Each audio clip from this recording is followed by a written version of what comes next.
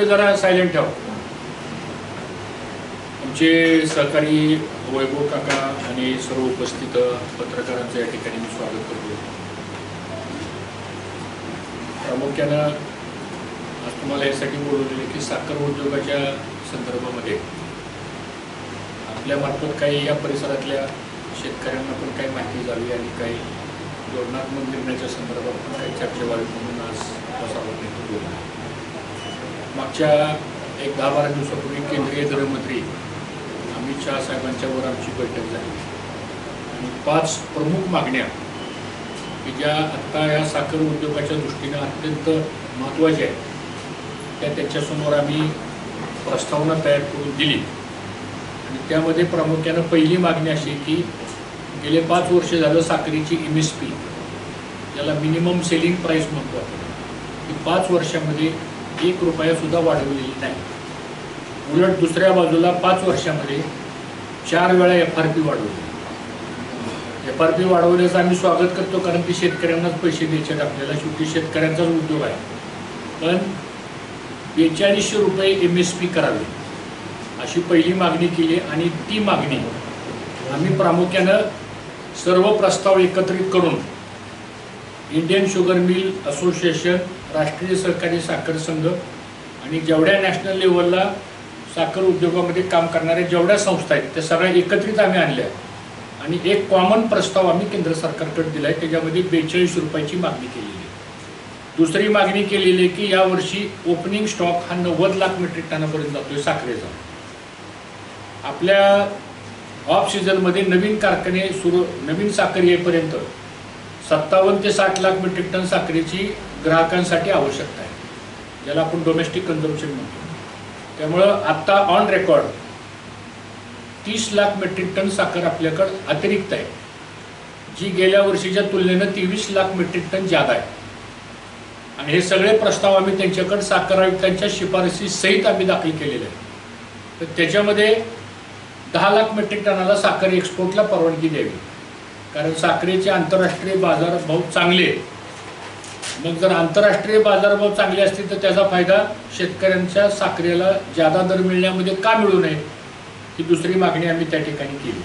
तिसरा मुद्दा जे आज मला निवेदन वैभव काकांनी इथं कार्यक्रमामध्ये दिलं आणि त्या निवेदनामध्ये 10-11 मुद्दे त्यांनी नमूद केले, त्यातलेच हे मुद्दे आहेत.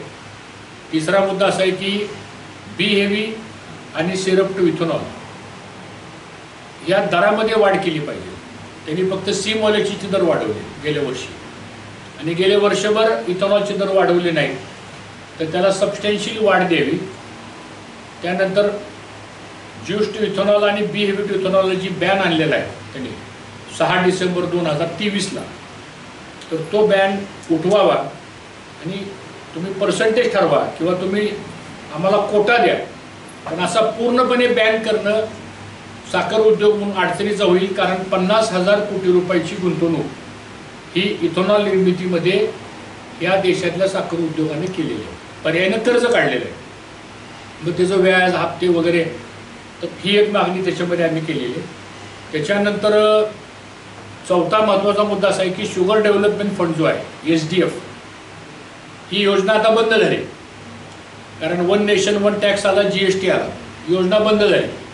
पण जवळजवळ 32 कारखाने असे आहेत महाराष्ट्रामधले कॉपरेटिव्ह आणि काय प्रायव्हेट आहेत की त्यांना हे लोन दिलं होतं SDFचं, तर ते लोन थकलेलं आहे आता. आणि म्हणून आम्ही अशी मागणी केली की त्याला वन टाईम सेटलमेंटचा प्रस्ताव द्यावा, रिस्ट्रक्चरिंग करावं, त्याचं व्याज आणि दंड सगळं माफ करावं आणि जे मुद्दल आहे त्या मुद्दलाचे 10 हप्ते करून द्यावे, अशा प्रकारचा एक प्रस्ताव आम्ही दिलेला आहे. आणि त्यासाठी नॅशनल शुगर फेडरेशनला आम्ही कन्सल्टन्सी म्हणून पुढं आणलेलं आहे आणि त्यांच्यामार्फत ह्या कारखान्यांचे प्रस्ताव, कारण हे सगळे आमचे सभासद आहेत कारखाने, यांच्यामार्फत हे प्रस्ताव द्यावेत, अशा प्रकारची चर्चा पण त्या बैठकीमध्ये झाली. त्यानंतर एक 10 वर्षाचा रोडमॅप आम्ही बनवतोय साखर उद्योगाकरता आणि तो रोडमॅप आता एक अंतिम टप्प्यात आलेला आहे. एक मोठी टीम आम्ही कामाला लावलेली आहे, त्याच्यामध्ये खूप आमूलाग्र बदल ह्या साखर उद्योगामध्ये आम्हाला करायचे आहेत. आणि तो 10 वर्षाचा रोडमॅप जर दिला तर त्यामुळं साखर उद्योग हा कुठल्याही परिस्थितीमध्ये जर आपल्याला स्टेबल करायचा असेल तर तो रोडमॅप आपल्याला मान्य करणं ही काळाची गरज आहे. तर तशा पद्धतीने तो एक निर्णय आम्ही त्या ठिकाणी करावा असं आम्ही केंद्राला विनंती केलेली आहे. त्यानंतर इंटरेस्ट सबवेन्शन स्कीम जी आहे 2 लाख कोटीची इंटरेस्ट सबवेन्शन स्कीम ही डिस्टलरी कोजन एक्सपान्शन ह्याच्याकरता ती स्कीम राष्ट्रीयकृत बँकामार्फत राबवायचा GR निघाला होता. त्याची मुदत संपलेली आहे. तर काही कारखान्यांचे प्रस्ताव आता पाईपलाईनमध्ये आहेत. उदाहरणार्थ महाराष्ट्रामधले 16 कारखान्यांचे प्रस्ताव पाईपलाईनमध्ये आहेत. आमचं म्हणणं असं आहे की त्या 16 कारखान्यांच्या करता तरी तो विंडो परत ओपन करा आणि इंटरेस्ट सबवेन्शन स्कीममध्ये ते कारखाने सुद्धा बसले पाहिजे. कारण 6% व्याजदर केंद्र सरकार भरणार आहे आणि 6% व्याजदर हा कारखान्यांना भरायचा आहे. त्यामुळे चांगली स्कीम आहे. त्याचा फायदा शेतकऱ्यांना आणि कारखान्यांना व्हावा अशा पद्धतीचं हे केलेलं आहे. त्यानंतर हे खांडसरी आणि गुळाचे आता फार मोठे प्रस्ताव यायला लागले सगळीकडे. कोण 1,500 टनाचा गुळाचा कारखाना काढते, कोण 2,000 टनाचा कारखाना काढते. त्याला कुठलेही नियम नाही, त्याला FRP नाही, त्याला केन कंट्रोल ऑर्डर नाही, त्याला क्रशिंग लायसन नाही. आणि मग आता अशा पद्धतीने जर उद्या मोठ्या प्रमाणात जर हे झाले तर तिथं ऊस घालणाऱ्या शेतकऱ्याला शाश्वती काय? तर त्या बाबतीमध्ये सुद्धा एक रेग्युलेशन असावं अशा पद्धतीचे पण काही विषय आम्ही त्या प्रस्तावामध्ये दिलेले आहेत. अजून बरेच विषय आहेत पण शॉर्टमध्ये सांगतो आपल्याला की ह्या सगळ्या प्रश्नांच्या संदर्भामध्ये सकारात्मक चर्चा झाली आणि लवकरच हे निर्णय होणं अपेक्षित आहे असं आम्हाला या ठिकाणी नमूद करावंसं वाटतं. त्याचबरोबर NCDC national cooperative development corporation एक फार मोठी वित्त संस्था आहे की जी वित्त संस्था सहकारातल्या साखर कारखान्यांना, सहकारातल्या दूध संस्थांना, सहकारातल्या स्पिनिंग मिल्सला, सूत गिरण्यांना आणि मत्स्य व्यवसायाला हे मोठ्या प्रमाणात लोन देतं. तर त्याच्यासाठी आता आमचं 50,000 कोटीचं बजेट ठरलेलं आहे NCDCमधून. त्यातले 15,000 कोटी साखर उद्योगासाठी, 10,000 कोटी टेक्स्टाईल आणि स्पिनिंग मिलसाठी, 10,000 कोटी डेअरीसाठी आणि 5,000 कोटी कोऑपरेटिव्ह मेडिकल हॉस्पिटल्स काढण्यासाठी. अशा पद्धतीनं NCDCचा पण एक प्लॅन वर्कआउट झालेला आहे. आणि NCDCच्या मार्फत 2 प्रकारचे कर्ज आम्ही देतो. एक डायरेक्ट स्टेट गव्हर्नमेंटची गॅरंटी किंवा स्टेट गव्हर्नमेंट मार्फत सहकारी संस्थांना कर्ज देणं, हा एक आमच्याकडे फॉर्म्युला आहे. ज्यामध्ये परवा 13 साखर कारखान्यांना आम्ही 1900 कोटी रुपयाचं कर्ज मंजूर करून दिलं. त्याच्या अगोदर 6 कारखान्यांना 550 कोटीचं कर्ज मंजूर करून दिलं. हा एक रूट झाला. हे कर्ज स्टेट गव्हर्नमेंटची गॅरंटी आणि गव्हर्नमेंट थ्रू कारखान्यांना कर्ज आणि याचं 2 वर्षाचं मोरेटोरियम आणि 6 वर्षाची कर्जफेड असा 8 वर्षाचा कालावधी हा NCDCचा त्या ठिकाणी ठरलेला आहे. दुसरी योजना अशी आहे की डायरेक्ट साखर कारखान्यांना आम्ही फंडिंग करू. ज्या कारखान्याचं नेटवर्क पॉझिटिव्ह आहे, ज्या कारखान्याचा कॅश लॉस 0 आहे, ज्या कारखान्याचा NDA पॉझिटिव्ह आहे, वर्किंग कंडिशन चांगली आहे, अशा कारखान्यांना 100, 125, 150 आवश्यकता पडली तर 200 कोटी रुपयापर्यंत सुद्धा कर्ज आम्ही देतोय. वैभव काकांनी मागणी अशी केली की ती 5 वर्षाचा जो कालावधी आहे तो 2 + 6 असा 8 वर्षाचा करावा. तर तो प्रस्ताव आता आमची ज्यावेळेस बोर्ड मीटिंग होईल त्यावेळेस पॉलिसी मॅटर म्हणून तो प्रस्ताव आम्ही बोर्डाच्या मीटिंगमध्ये मांडू. आणि मला खात्री आहे की रोटेड टू स्टेट गव्हर्नमेंटला जो नियम लावलेला आहे तोच नियम डायरेक्ट फंडिंग साखर कारखान्याला सुद्धा का असू नये. कारण ते पण कर्ज घेत आहेत, ते पण कर्ज फेडत आहेत, तेही कारखान्याच्या प्रगतीकरता कर्ज घेत आहेत. तर अशा पद्धतीनं आपल्याला त्याचा उपयोग मला असं वाटतं साखर उद्योगाला आपल्याला करून घेता येईल. आता यावर्षी ओव्हरऑल सगळं माझ्याकडे रिपोर्ट आहे साखर उद्योगाच्या संदर्भातलं किती प्रोडक्शन झालेलं आहे. तर 23-24ला साधारणतः 321 लाख मेट्रिक टन एवढं देशाचं साखर उत्पादन झालेलं आहे. आणि यावर्षी आपलं डोमेस्टिक कन्झम्पशन हे साधारणतः 290 कोटी आहे, 290 लाख मेट्रिक टन आहे. आणि गेल्या वर्षीचा स्टॉक कॅरी फॉरवर्ड हा 57 लाख मेट्रिक टनच आहे. या सगळ्याची गोळाबेरीज केली तर क्लोजिंग स्टॉक आपला जो आत्ता प्रेझेंट आहे तो 87,23,000 मेट्रिक टन एवढा आपल्याकडे क्लोजिंग स्टॉक आहे. मगाशी मी 90 लाख म्हणलं होतं, पण एक्झॅक्ट फिगर 87 लाखाची आहे. तर आपली रिक्वायरमेंट डोमेस्टिक कन्झम्पशन फक्त 60 ते 65 लाख टनाची आहे, मेट्रिक टनाची. म्हणजे अतिरिक्त साखर आपल्याकडे उपलब्ध आहे. बाहेर मार्केट चांगलं आहे. मग तुम्ही कोटा ठरवा, पुरवठा बेसवरती परवानगी द्या आणि जे कोणी पात्र ठरतील ते एक्सपोर्ट करतील. तर या पद्धतीनं आमची या संदर्भातली मागणी आहे. आपली ॲव्हरेज रिकव्हरी जर बघितली तर महाराष्ट्राची ॲव्हरेज रिकव्हरी 10.30 आहे आणि उत्तर प्रदेशची ॲव्हरेज रिकव्हरी 10.60 आहे. आता आपल्या कारखान्याची पद्मभूषण क्रांती डॉक्टर नागनाथ अण्णा नायकुडेंच्या कारखान्याची रिकव्हरी 11.70 आहे. ती गेल्या वर्षीची. या वर्षीची 12.60 आहे. म्हणजे आत्ताच्या घडी 23-24च्या घडी हंगामाची. म्हणजे ॲव्हरेज राज्याची रिकव्हरी पहिली तर 10.30 आहे. तर हे सगळं करत असताना एकंदरीत आपल्याकडं इथेनॉलच्या बाबतीमध्ये साधारणतः 800 कोटी लिटर एवढी इथेनॉलची आपली आवश्यकता आहे देशाची. त्याच्या अगेन्स्ट 650 कोटी लिटरचे टेंडर्स निर्गमित करण्यात आले होते आणि त्यामध्ये कालच्या 10 जूनपर्यंत 365 कोटी लिटर एवढं इथेनॉलचं लिफ्टिंग झालेलं आहे. अजून उर्वरित लिफ्टिंग इथेनॉलचं पुढच्या त्या 4थ्या सायकलमध्ये होईल असं या ठिकाणी आम्हाला म्हणावंसं वाटतं. ब्लेंडिंगचा जो प्रमाण आहे तर ब्लेंडिंग 2024पर्यंत हे 12.7% आपण गेलेलो आहे. ही फार चांगली साईन आहे आणि 20% आम्हाला ब्लेंडिंग न्यायचं आहे. म्हणजे डिझेलमध्ये पेट्रोलमध्ये मिक्सिंग हे आता जूनपर्यंत 12.7% झालेलं आहे. त्याचबरोबर ऑइल कंपन्यांनी 67 कोटी लिटर इथेनॉल हे पेट्रोलमध्ये ब्लेंड केलेलं आहे आणि त्याचा रेशो हा 15.4% आहे पेट्रोलमधला. म्हणजे 100 रुपये पेट्रोलची किंमत असेल तर 65 रुपये इथेनॉलची किंमत आहे. पर्यायीनं ते ब्लेंडिंग झाल्यामुळं एका लिटरला ग्राहकाला कदाचित 25-30 रुपये ऑन एन ॲव्हरेज ह्याचा फायदा होऊ शकतो आणि होतोय तो. हे या निमित्तानं मला आपल्याला प्रामुख्यानं सांगायचे.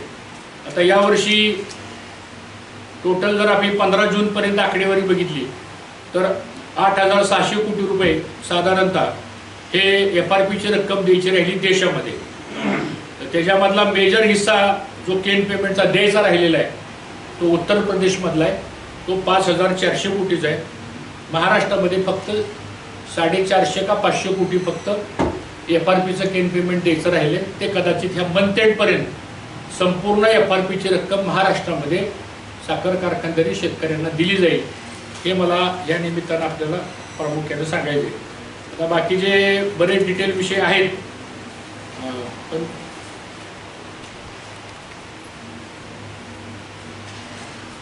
बी हेवी आणि सिरप इथेनॉलच्या संदर्भामध्ये सातत्यानं आमचा प्रयत्न चाललेला आहे की दरवाढीच्या बाबतीत त्याचा उल्लेख मगाशी केला मी.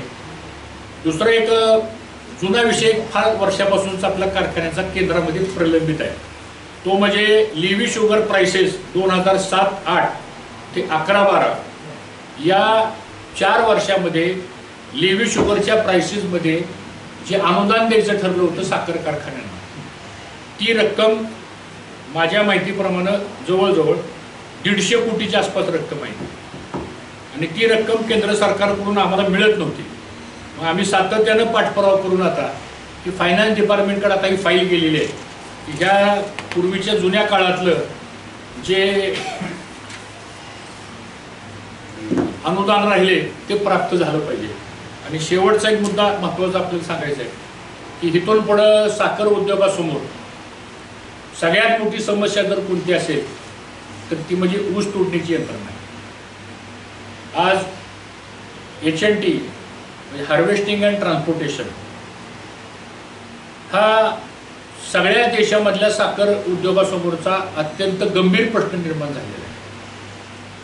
ह्याला जर सोडवायचं असेल तर पर्याय काय, ह्याच्यावर पण आम्ही राष्ट्रीय स्तरावर चर्चासत्र घेतली, आमच्या बैठका चालू आहेत आणि मला सांगायला आनंद वाटतो की अमित शाह साहेबांच्या चर्चेनुसार NCDC मार्फत 10,000 हार्वेस्टर हे साखर कारखान्यांना कर्ज म्हणून उपलब्ध करून देण्याकरता तत्वता परवाच्या आमच्या बोर्ड मीटिंगमध्ये आम्ही स्वतः मीच प्रस्ताव मांडला आणि प्रिन्सिपल सेक्रेटरी कोऑपरेशन यांनी मान्य केलं आणि त्यांनी आम्हाला एक स्कीम बनवायला सांगितली आता.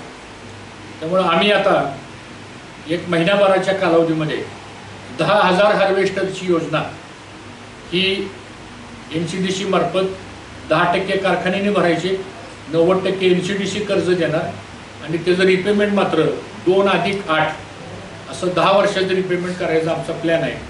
आणि त्याच्यामध्ये केंद्राची जी सबसिडी मिळणार आहे ती सबसिडी डायरेक्ट NCDCच्या कर्ज अकाउंटला जमा होईल. त्या साखर कारखान्यांनी मग खालच्या लेवलला तुम्ही शेतकऱ्यांच्या ग्रुप्स करा, तुम्ही शेतकऱ्यांचे एकत्रित करा, तुम्ही त्यांच्याशी करार करा, तो त्या कारखान्याचा आणि त्या शेतकऱ्याचा प्रश्न आहे. तर अशा पद्धतीची एक मोठी योजना 10,000 हार्वेस्टरची आम्ही आता आणतोय. ते आणत असताना मग ते हॉलँड कंपनी आहे, त्याच्यामध्ये जॉन डियर कंपनी आहे, त्याच्यामध्ये वेगवेगळ्या कंपनीज आहेत. आम्ही त्यांना सांगितलं तुम्ही 5-6 प्रकारचे मॉडेल्स बनवा. अर्ध्या एकराचं मॉडेल, 2 एकराचं मॉडेल, 4 एकराचं मॉडेल, 5 एकराचं मॉडेल, जिथं अशी सलग 20 एकर शेती असेल तर ते मॉडेल. आणि तशा पद्धतीनं आपल्याला हा निर्णय करावा लागेल आणि कॉम्पिटिटिव्ह प्राईसमध्ये. त्यामुळं या गोष्टी आपल्याला आता या पुढच्या काळामध्ये आपल्याला पुढे हातात घ्यायच्या आहेत. या वर्षीचा गळीत हंगाम सुरू करण्याकरता आपली महाराष्ट्राची एक पद्धत आहे की मुख्यमंत्र्यांची एक समिती असते. आता ती आम्ही विनंती केली मुख्यमंत्र्यांची समितीची तारीख मिळावी, त्याच्यानंतर मग गळीत हंगाम सुरू कधी करायचा, बाकीच्या सगळ्या गोष्टी त्याच्यामध्ये कपाती किती करायच्या, पॉलिसी कशी करायची, हे सगळ्या गोष्टी त्या चर्चेमध्ये होतील. आणि यावर्षी सुदैवानं पाऊस बरा झाला आहे, त्यामुळं जे अपेक्षित उत्पादन घटेल असं वाटत होतं की काही प्रमाणामध्ये उत्पादन वाढण्याची शक्यता निर्माण झालेली आहे. पण 25-26चा गळीत हंगाम संपूर्ण देशामध्येच हा विक्रमी होणार आहे. आणि अतिरिक्त ऊसाचं गाळं हा एक प्रश्न पुढच्या सीझनला निर्माण होणार आहे.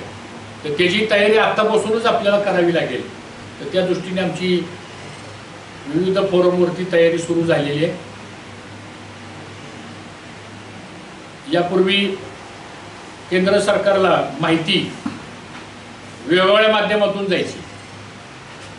काय वेळेस ती माहिती बरोबर असायची, काय वेळेस ती माहिती चुकीची असायची आणि मग त्याचा चांगला वाईट परिणाम हा साखर उद्योगालाच भोगावा लागायचा. म्हणून मी राष्ट्रीय अध्यक्ष होऊन 3 महिने झाले आता.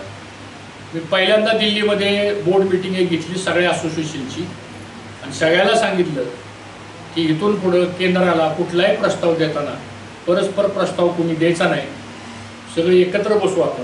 मग खाजगीवाले असो, सहकारातले असो, आणखीन कुणी असेल तर एकत्रित बसून योग्य प्रस्ताव तयार करून जर आपण केंद्राकडे दिले तर त्याचा पाठपुरावा करायला पण सोपं जाईल.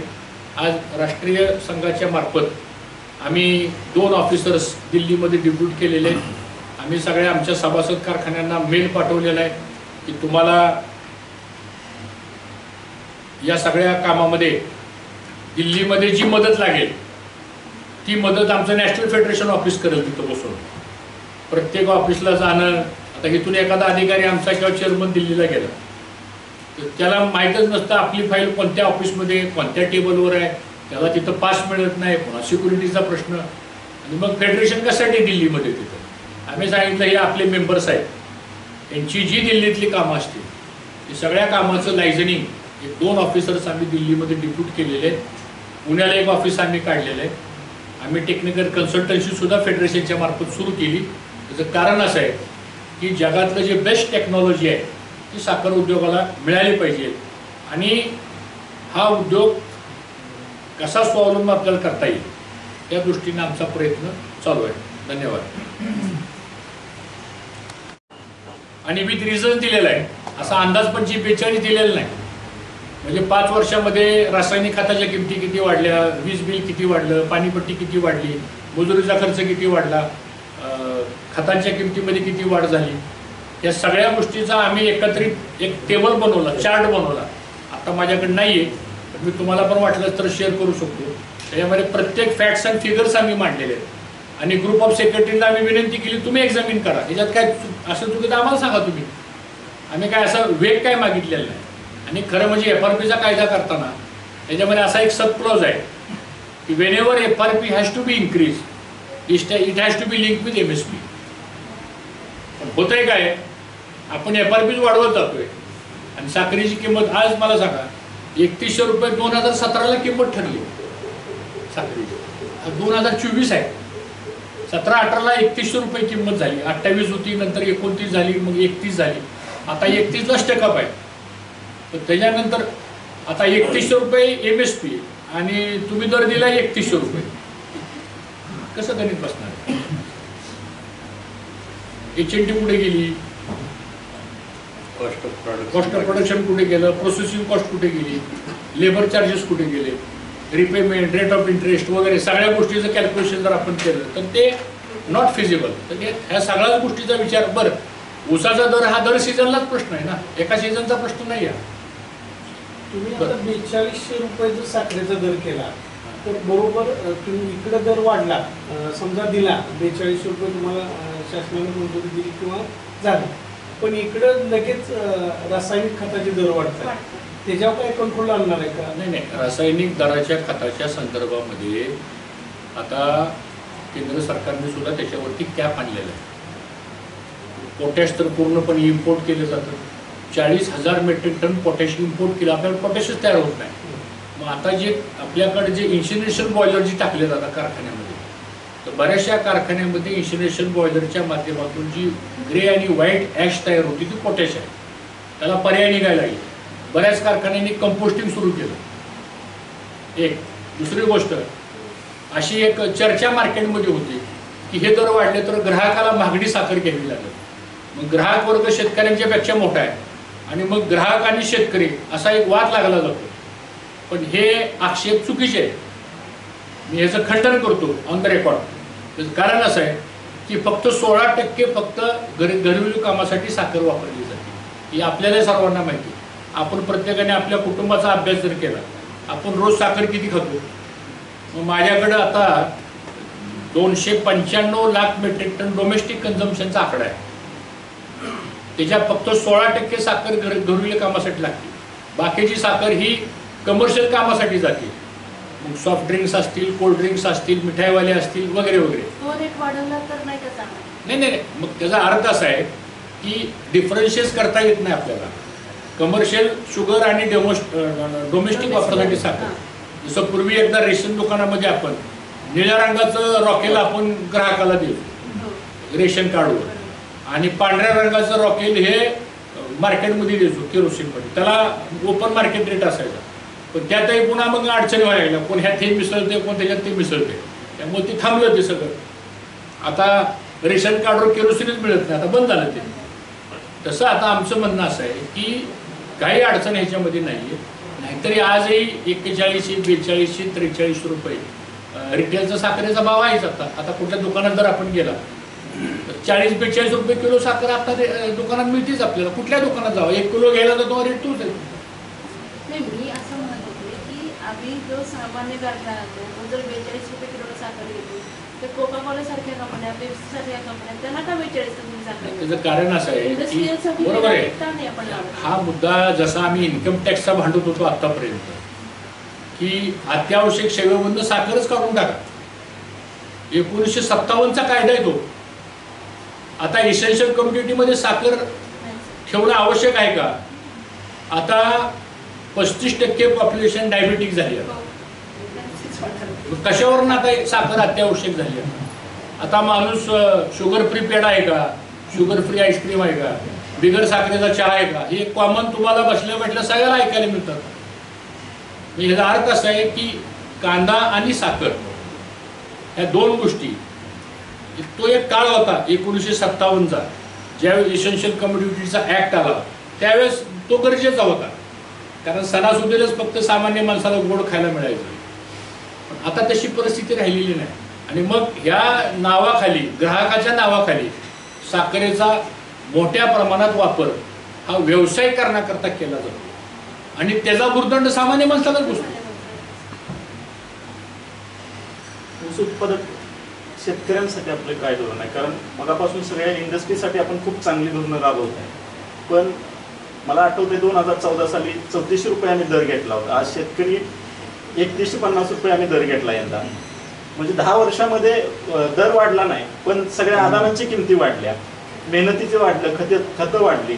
एक लक्षात ठेवा, हे मी जे सगळं सांगितलं हे साखर कारखानदारीसाठी नाही. साखर कारखानदारी कोणाची एवढं मला सांगा. साखर कारखानदारी ही ऊस पिकवणाऱ्या शेतकऱ्यांची आहे. प्रॉब्लेम असा आहे की हे प्रॉब्लेम जोपर्यंत सुटत नाही तोपर्यंत खाली तुम्हाला दर वाढवून देणं शक्य होत नाही. एक. दुसरी गोष्ट, आता उत्पादन खर्च आपल्याला आता शेतकऱ्यांचा कमी करण्याच्या दृष्टीने पावलं टाकावं लागतं. त्याच्यामध्ये ठिबक आलं, त्याच्यामध्ये यांत्रिकीकरण आलं, त्याच्यामध्ये कंपोस्टिंग आलं, त्याच्यामध्ये बायो फर्टिलायझर आलं. ह्या गोष्टी आपल्याला कराव्या लागतील. आणि महागडी रासायनिक खतं, शेवटी दिवसांदिवस उत्पादन खर्च वाढत चाललेला आहे, तो जर खाली आणायचा असेल आपल्याला तर ह्या कॉस्टिंगमध्येच लक्ष घालावं लागेल. एक. दुसरी गोष्ट, हाय रिकव्हरी आणि हाय टनेज. आज आपलं यील्ड 70, 72, 75, 80 टन पर हेक्टर जर आपलं असेल आणि 10 लाख हेक्टर जर क्षेत्र आपलं ओलिताखाली असेल तर भले ओलिताखालचं क्षेत्र 8 लाख असू द्या, तर त्याचं प्रोडक्शन हे 120 लाख टनापर्यंत पुढे गेलं पाहिजे. ह्या गोष्टी आता हळूहळू कराव्या लागतील आणि तो शेतकरी करायला लागला. मुळात असं आहे की शेवटी हा पूर्णपणे हा कंट्रोल्ड बिझनेस झालेला आहे. साखर उद्योग जो आहे हा कंट्रोल्ड बिझनेस झालेला आहे. साखर विकायची म्हणलं आम्हाला केंद्राची परवानगी केली, कोटा केंद्र चालला, इथेनॉल केंद्रच घेतले, क्रशिंग लायसन्स केंद्रच घेतले. प्रत्येक एक्सपोर्ट करायचं असेल आम्हाला आता 100 रुपये रेट आहे एक्सपोर्टला बाहेर समजा, बॅन आहे, देऊ शकत नाही. म्हणजे हा रेग्युलेटिंग ऑथॉरिटी कशामुळे येते सगळी, ही फक्त आणि फक्त इसेन्शियल कमोडिटीमुळे, अत्यावश्यक सेवेमध्ये साखर आहे. म्हणून आम्ही जो रोडमॅप आता तयार करतोय आता ते ह्याला वेळ लागेल ह्याला, पण आतापासून सुरुवात केली तर कुठं 2 वर्षात काहीतरी त्यातून मार्ग निघतील. म्हणून एक सगळ्या ह्याची एक अपेक्स बॉडी म्हणून आज त्या बॉडीवरती आम्ही काम करतो. आम्ही शेतकऱ्याचीच मुलं आहोत. जसा शेतकऱ्याचा ऊस येतोय कारखान्यात तसा आमचाही ऊस येतोय कारखान्यात. म्हणजे आम्ही काही बिगर ऊस घालवता कारखान्याचे पदाधिकारी झालो नाही. आता त्यांचा पण ऊस येतोय कारखान्यात. म्हणजे असं काही नाही की फक्त संचालक मंडळाचा ऊसच येत नाही. सगळ्याला सगळ्याचीच काळजी आहे. पण कुठेतरी आता हा बिझनेस जो आहे शेवटी इंडस्ट्री व्यवसाय म्हणल्यानंतर काही ठीक आहे, तुम्हाला ग्राहकाचं संरक्षण करायचं आहे. मी तर ह्या मताच आहे 16% साखर म्हणजे किती लागेल? 16% म्हणजे साधारणतः 20 लाख टन साखर लागेल. 20 लाख टन आमची साखर तुम्हाला काय किमतीत घ्यायची ती घ्या. राहिलेली साखर आम्हाला ओपन मार्केटला विकायला परमिशन द्या. आमचं आम्ही ठरवून आमच्या साखरेचं काय करायचं.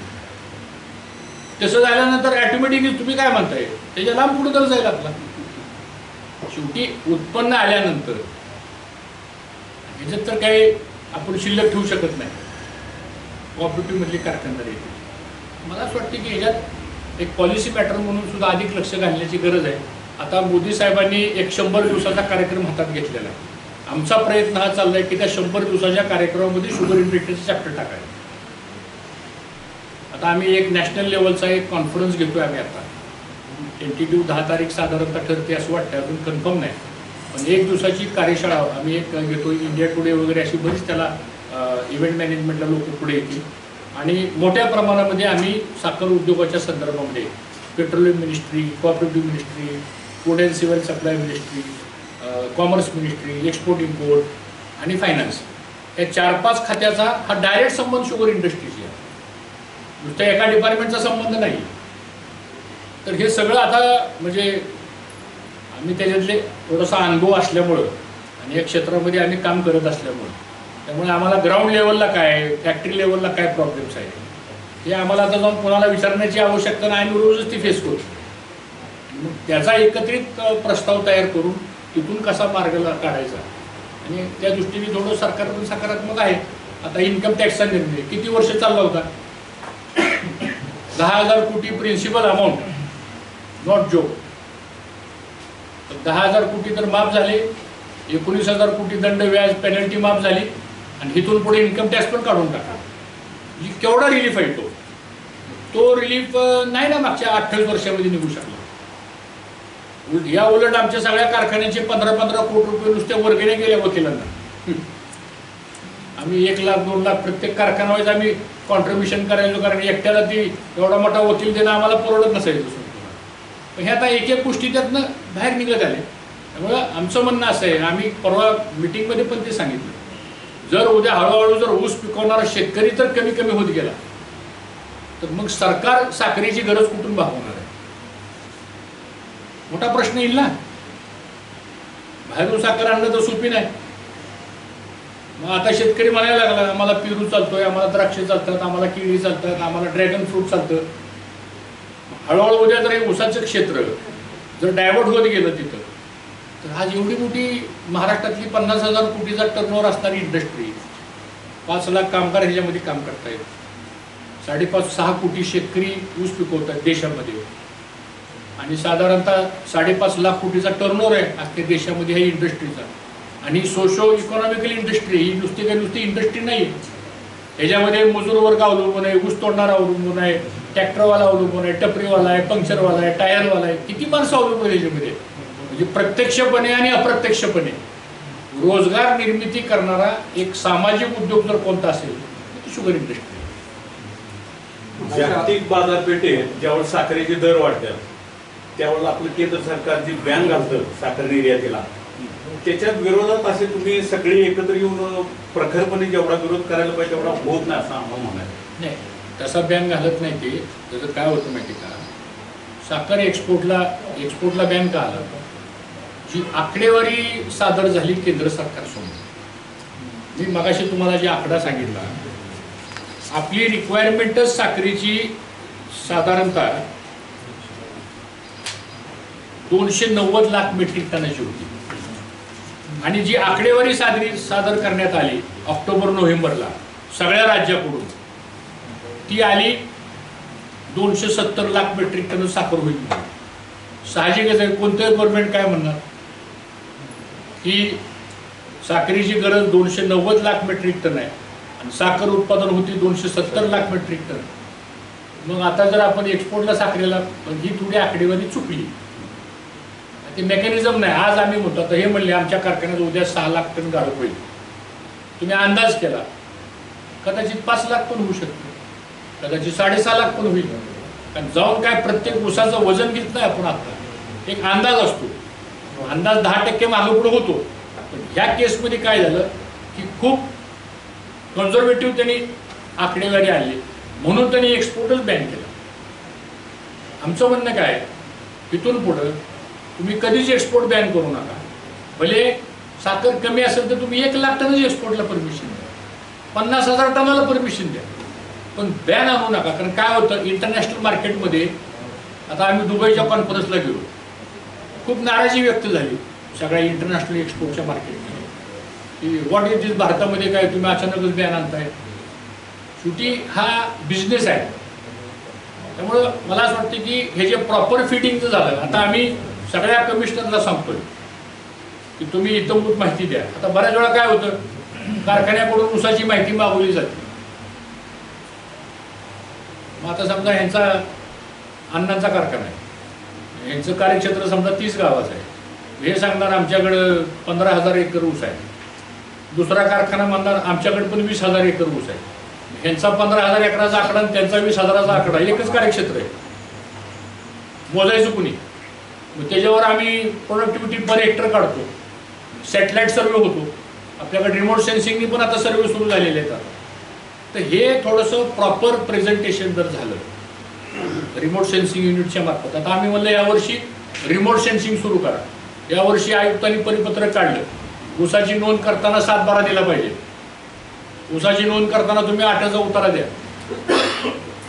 म्हणजे मीच नोंद 4 कारखान्याला देणार, 4 एकर असेल तर, आणि 2 एकर बिगर नोंदीचा ठेवणार ऊस, मी नोंदच देत नाही 2 एकराची, मी पाहिजे त्याला घालून सांगतो. ठीक आहे, तुला कुठं घाला तिथं ऊस घाल, नोंद तरी दे ना. त्याच्यावर शेवटी आराखडे बांधले जातात, त्याच्यावर पुढचं एक्सपोर्ट इम्पोर्टची पॉलिसी ठरवली जाते.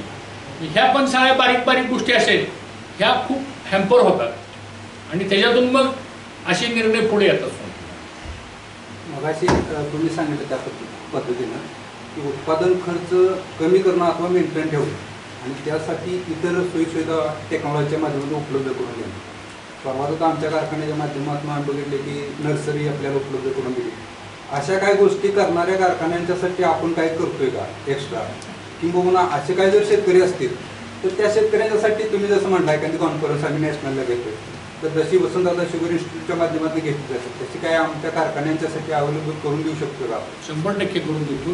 त्या कारखान्यात तसे प्रस्ताव द्यावेत. त्यांना जी काही तांत्रिक टेक्निकली ज्या काही सपोर्ट लागेल तो देऊ आम्ही. त्याचबरोबर आता नवीन व्हरायटीज पण आता संशोधित झालेल्या आहेत. लागणीच्या पद्धतीमध्ये बदल झालेले आहेत. आता पूर्वी आपली 3.5 फुटाची सरी असायची, आता आपण 6 फुटापर्यंत जायला लागलोय. पूर्वी आपण 2 लाख ऊस एका एकरामध्ये आणायचो, आता आपण 60,000 ऊसावर आलेलो आहे. हे सगळे बदल होत चाललेले आहेत. आता ऊसाला पाणी किती लागतं त्याचं प्रमाण कमी होत चालले आता. त्याच्यानंतर आडसाल्या कन्सेप्ट जो होता तो हळूहळू आता कमी होत चाललेला आहे. सुरूचा कन्सेप्ट पुढे आलेला आहे. आता साधारणतः 14 महिन्याचं cropping, second cutting, third cutting. आता लोक निडवा पण 60-60 टन एकरी काढायला लागले. आता पूर्वी खोडवा निघायचा, आता निडवा लोक काढायला लागले 60-60 टन. म्हणजे हा जो बदल व्हायला लागलेला आहे हा त्याचा परिणाम आहे. आणि मला असं वाटतं की त्यासाठी शेवटी प्रत्येक कारखान्याचं ऊस विकासाचं जे नियोजन आहे ते परफेक्ट असलं पाहिजे. आपल्याला आपलं रॉ मटेरियल तयार करावं लागणार आहे. आपल्याला आपल्या रॉ मटेरियलमध्ये कॉस्ट ऑफ प्रोडक्शनची इफिशियन्सी आपल्याला त्याच्यामध्ये करावं लागणार आहे. आणि कारखान्याचा पण एक हार्वेस्टिंग प्लॅन पाहिजे. आज मला सांगा 86-032 26 वर्षापूर्वी प्रकाशित केलेली पाडेगावची जात आज एका 86-032ने 3.5 लाख कोटी उपलब्ध करून दिले 25 वर्षामध्ये. Can you imagine? एक वाण प्रकाशित झालं 3.5 लाख कोटी कशाला म्हणतात? मी परवा पाडेगावला जाऊन आलो, तिथं गुंजाळ म्हणून तिथं प्राध्यापक आहे. त्यांना म्हणलं तुम्ही ह्याच्यावर एक पुस्तक लिहा. एक रिसर्च केलेली सायंटिस्टनी व्हरायटी 25 वर्षामध्ये 3.5 लाख कोटी जर देऊ शकत असेल, विथ फॅक्ट्स अँड फिगर सांगतो तुम्हाला. आजही त्या व्हरायटीला तोड नाही. 86-032ला आजही तोड नाही तुम्हाला. असे आता एक नवीन आली 11-0 काय मला वाटतं 94 नाही ESI एक आणली बघा आता. त्याची 14.5% रिकव्हरी आहे त्याची आता 14.5. आणि ते 265 आणि 86-032 दोन्हीचं केलेलं कॉलॉबरेशन आहे. 10,014 का काय? नाही 10,001 नाही 10,014 करेक्ट. तर त्याला सुद्धा काही कारखान्याने आता ही परवानगी दिलेली नाही ना? का दिली नाही? दिली. आता आम्ही गव्हर्नमेंटने ऑफिशियली त्याला हे केलं. आता काय अडचण नाही. ते मगाशी तुम्ही म्हणता की 10,000 हार्वेस्टर मशीन उपलब्ध करून द्या. ते शेतकऱ्यांनी कर्जावर घ्यायच्या, कारखान्याने घ्यायचं, शेतकऱ्यांना. आम्ही शेतकऱ्याला नाही देणार. त्याचं कारण असं आहे, अंदाजे 1 कोटी रुपये त्याची किंमत आहे. आणि ती मोडल की शेतकरी 4 महिने कारखाना चालू. हां, मग त्यांनी काय ती पांढरा हत्ती समजावं लागेल त्याला. शक्य. त्यामुळे मग ती कारखान्याने स्कीम वर्कआउट करावी. आता त्याच्यात फक्त मेजर प्रॉब्लेम तर यावर्षी लातूर जिल्हा मध्यवर्ती बँकेने चांगला प्रयोग केला. त्याने चांगली स्कीम आणली. मांजरा कारखाना यावर्षी 90% हार्वेस्टरवर चालला. 90%. फक्त त्याचा प्रॉब्लेम आहे, त्याला ऑपरेटर चांगले मिळत नाही. आम्ही म्हणलं आता जर या मशीन आल्या तर आपल्या शेतकीतला चिट बाय फील्ड म्हणलं काय काम आहे आता, त्याला ट्रेनिंग द्या आता म्हणलं, त्याला करा ऑपरेटर. आता JCB चालवायला काय लागतं त्याला? 2 महिन्यात ट्रेनिंग केलं तर चालतंय. लोक त्यांना कमी तर काय करू शकत नाही. मी त्यांना हे पर्याय काम दिलं पाहिजे त्यांना. असे आहे बघा, आता शेवटी बारीक बारीक गोष्टी सगळ्या ह्या आपण बघितल्या पाहिजे. व्यवसाय म्हणून आता सरकार तरी दरवेळेस आम्ही केंद्राला पण तीच विनंती केली, तुम्ही अशी पॉलिसी आणा परत आम्हाला तुम्ही याची गरजच पडली नाही. आम्हाला व्यवसाय करायचा चांगला. व्यवसाय म्हणजे शेतकऱ्यांसाठी, यात काय आमचं काय वैयक्तिक काय आहे, इंडस्ट्री इट्स अ बिझनेस ना. दुसऱ्याच्या करता तुम्ही आमच्या कशाला मानवर सुरू ठेवता? म्हणजे मगाचा एक मुद्दा असा आहे की आपण साखर 40-41 रुपये किलोनं विकतो.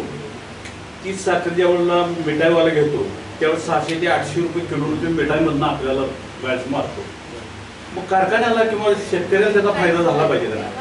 पण त्यासाठी तुम्ही सरकारवर काही बर्डन आणू शकत नाही. म्हणून आता आम्ही त्यांना काय म्हणतो, त्याच्यावर कसं आहे माहिती, पूर्वी लिव्ही सिस्टीम होती, लिव्ही सिस्टीम निघाली, मग काय आली, मग आली रिलीज मेकॅनिझम सिस्टीम आली. आता रिलीज मेकॅनिझम सिस्टीम म्हणजे काय, दर महिन्याला कोटा दिला जातो, 20 lakh ton, 21 lakh ton, 22 lakh ton. Demand and supply stable करण्याचा. सण आले, समजा आता ईद आला, रमजान आली, दिवाळी आली, गणपती आले, महालक्ष्मी आले, तेव्हा साखर जास्त लागते, त्यावेळी ती 2 लाख टन साखर वाढवतात रिलीज मेकॅनिझममध्ये. मग आता लिव्ही केली, रिलीज मेकॅनिझम आहे. आमचं काय म्हणणं आहे, मग रिलीज मेकॅनिझम तुम्ही अजून एक्सपांड करा, त्याच्यामध्ये बफर स्टॉक घाला. आणि समजा बाबा आपल्या महाराष्ट्राला 20 लाख टन साखर लागणार आहे ग्राहकासाठी, तेवढी बेंचमार्क करा. तुम्ही सांगा आम्हाला ही साखर बाजूला ठेवा, विकू नका, आम्ही तुम्हाला कोटा देऊ, त्यावेळेस तुम्ही साखर विकू, भले त्याच्यात तुम्ही 31 रुपये रेट ठेवा. राहिलेली आमची जी 90 लाख मेट्रिक टन साखर आहे, तुम्ही कशाला आमच्यावर बंधन आणता? म्हणजे त्या 20 लाखाकरता तुम्ही आमची 110 लाख टन साखर तुम्ही आमच्यावर कॅप आणता. आता हे हळूहळू या गोष्टी सगळ्या पुढे येतील. आता आत्ताच्या जंक्शनला हा प्रस्ताव लगेच डायजेक्ट होण्यासारखा नाही आहे. जसा इन्कम टॅक्सचा प्रस्ताव आम्ही गेलो त्यावेळेस ते म्हणले मनमोहन सिंगच्या काळात फाईल नाकारली, प्रणब मुखर्जी साहेबांच्या फाईल नाकारली, त्याच्यानंतर मग PV नरसिंहराव साहेबांच्या काळात फाईल नाकारली. मग अमित शहा म्हणले फाईल नाकारली म्हणजे परत विचार करायचा असं कुठं काहीतरी लिहिले का, म्हणजे रिएक्झामिन करा, म्हणजे रिएक्झामिन केलं. आणि मग ते म्हणले मला पटवून द्या की साखर कारखान्याला इन्कम टॅक्स कसा लागतो. हा इन्कम कोणाचा आहे, कारखान्याचा आहे का व्यवसायाचा आहे का शेतकऱ्याचा आहे, हा इन्कम कोणाचा, तुम्ही इन्कम धरला कसं काय म्हणले, एक्सप्लेन करू शकले नाही ते. मग तुम्ही इन्कमच ग्राह्य धरू शकत नाही तर त्याच्यावर टॅक्स कसं काय लावतो. एक तर मला एक्सप्लेन करा, ऑन रेकॉर्ड दाखवा हा उत्पन्न आहे म्हणून, विल ॲग्री. इन्कम टॅक्स म्हणजे काय, this is extra income on which we have to pay tax. Definition काय इन्कम टॅक्सची, आर्ग्युमेंट झालं, ग्रुप ऑफ मिनिस्ट्री चर्चा केली, झाला निर्णय तो. तसं आता तुम्ही म्हणता तसं ह्याच्यावर आतापासून विचारमंथन सुरू केलं तर काही ना काहीतरी मार्ग निघेल. सर आणखी एक आहे की ऊसामुळे जसं ग्रामीण भागात सेनाचं कारण वाढलं, सगळं झालं, पण त्याचे साईड इफेक्ट असे झाले की जमिनी क्षारपड व्हायला लागल्या. सततचं पाणी असतं, त्यात रासायनिक खतं असतात, त्यामुळे अक्षरशः स्लॅबसारखी जमीन झालेली आहे. अनेक ठिकाणी जे आम्ही सांगलीवरून इकडे येताना पाहिलं तर हजारो एकर शेती अशी वेळीबाबळ घातलेली, तिथं काही उगवत येईल. मग हे क्षारपड जमीन दुरुस्ती करण्यासाठी कारखान्यांनी पण काही प्रयत्न करायला हवेत, थोडे शेतकऱ्यांच्या मदतीनं, असं काही योजना करायचं काय? त्याच्यामध्ये कृषी खात्याची फार जुनी योजना आहे जी अंकुलकोप नावाचं जे गाव होता, तुम्ही जरा अंकुलकोपला गेला तर बघून या, अख्खं गावच्या गाव सोडलं होतं सगळं त्या पाण्याने. आता त्या गावामध्ये बघा आता काय बदल झाला आहे. त्यामुळे त्याच्यामध्ये water logging, drainage system, Gipson टाकलं त्याच्यामध्ये, आणि शारपट जमिनीचा कार्यक्रम हातात घेतला. अशा बऱ्याच योजना केलेल्या आहेत. थोडंसं कारखान्याने पुढाकार घेतला, शेतकऱ्यांनी पुढाकार घेतला, कृषी खात्याच्या अधिकाऱ्यांनी पुढाकार घेतला, सॉईल कन्झर्वेशन लोकांनी घेतला, तर त्यातनं बदल होऊ शकतो. थँक्यू.